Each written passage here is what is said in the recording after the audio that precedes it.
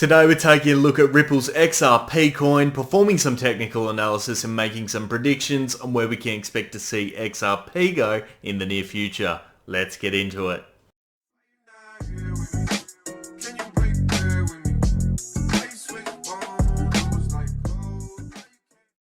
I've partnered with Crypto.com to provide my viewers with an awesome opportunity to accelerate their crypto journey. Crypto.com is used by over 50 million users in 90 countries across the globe and is a leading platform for buying, selling and staking crypto. They also offer metal Visa cards with a huge range of rewards that allow you to convert and withdraw your crypto in fiat currency.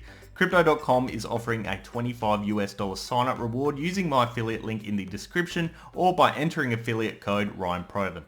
Welcome back into Ripple's XRP chart, guys. Right now we're sitting at a value just shy of 37 cents per XRP, and it's looking like we are basically seeing what we had expected from our last video, albeit a bit slower than we had anticipated, with a few bumps and hurdles thrown in throughout. So as you can see, we did unfortunately fall out of this upwards trend that we originally had in place, but that could possibly be due to the fact that we haven't got this line in the right place. And I'm thinking that this could possibly be the actual trend we should have been expecting in that sort of a sense. But no less, I'll bring the line back and leave it there. We did manage to break through though our key point of resistance at 38 cents, all the way up to a high on the day of the 30th of July to 40 cents. So that was quite interesting, but unfortunately we did fall back down into our little triangle, and we are now being supported by that upwards trending line sitting at roughly about 37 cents at this point in time. So first and foremost, I'll remove that existing line there and I suppose clear up some of the issues when it comes to lines and that sort of thing in our way. So let's get rid of this channel. Let's keep these lines in place as they were. Probably just adjust it to maybe look a little bit more like this, given the fact that we have a few more touch points along that line.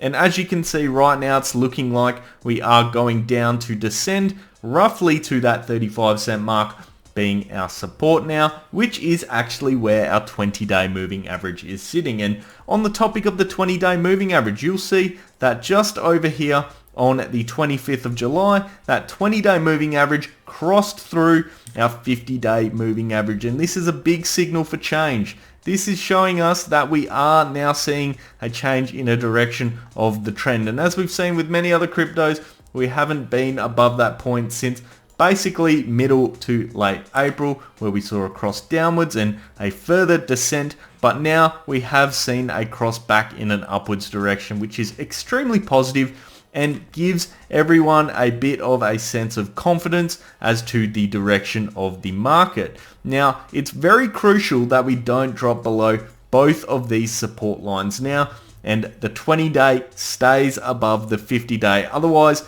we are in dire straits, and then this target that we had down here at 20 cents is actually on the cards, unfortunately, if those do fail. But at this point in time, things are looking good. It's looking like this line up here at that 38 cent mark is providing a little bit of resistance for us that we need to get through, but we are certainly on our way, in my opinion, to getting there. We are seeing consistently higher highs and higher lows, which is an indicator of an upwards trend starting to form itself right now, a possible reversal if you will. Let's have a look at a few other indicators. Volume wise, not really too much happening, as you can see down here.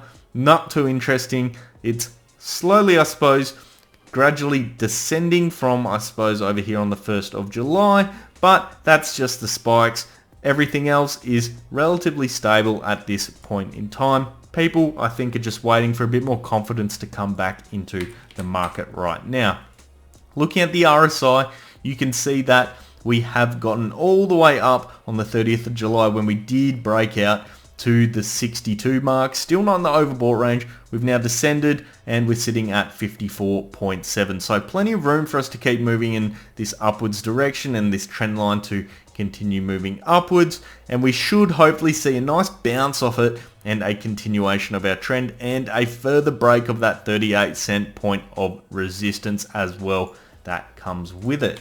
Now looking at the MACD, the MACD once again is showing another rejection on the 26th of July of that 12-day EMA off the 26-day EMA chart.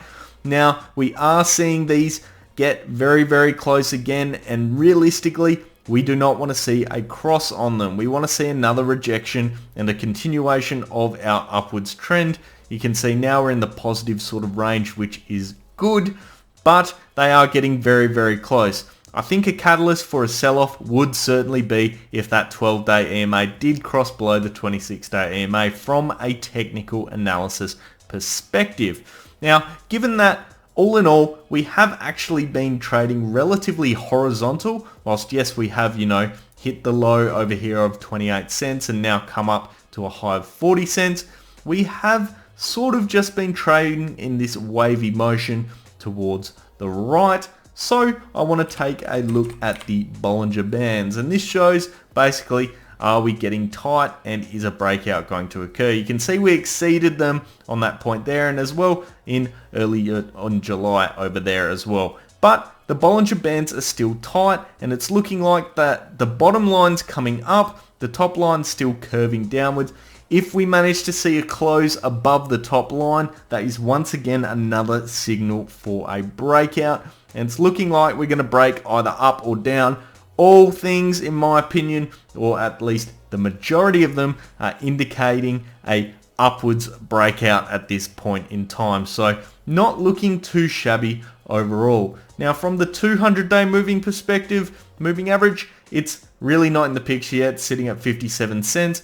Clearly a distance above our 50 cent mark at this point in time, but as we know with crypto, it is volatile, and when we do break out or break in a downwards direction, we do see quick moves upwards. I think after we do manage to get to that 50 cent mark, if we can get there, that would be realistically the next target that we would be going for. But at this point in time, we do need to break past this 38 cent point of resistance. That is proving to be the hardest thing right now, unfortunately for us in this point in time.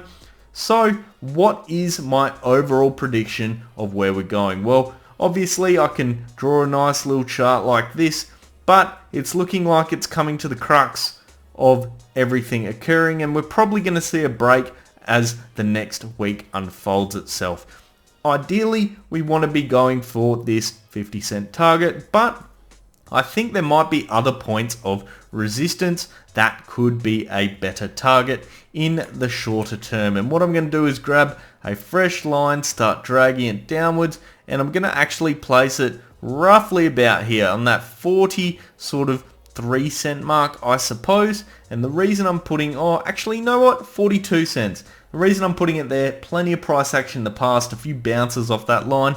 I think that would be, in the shorter term, a much easier and more achievable target than the 50 cent mark.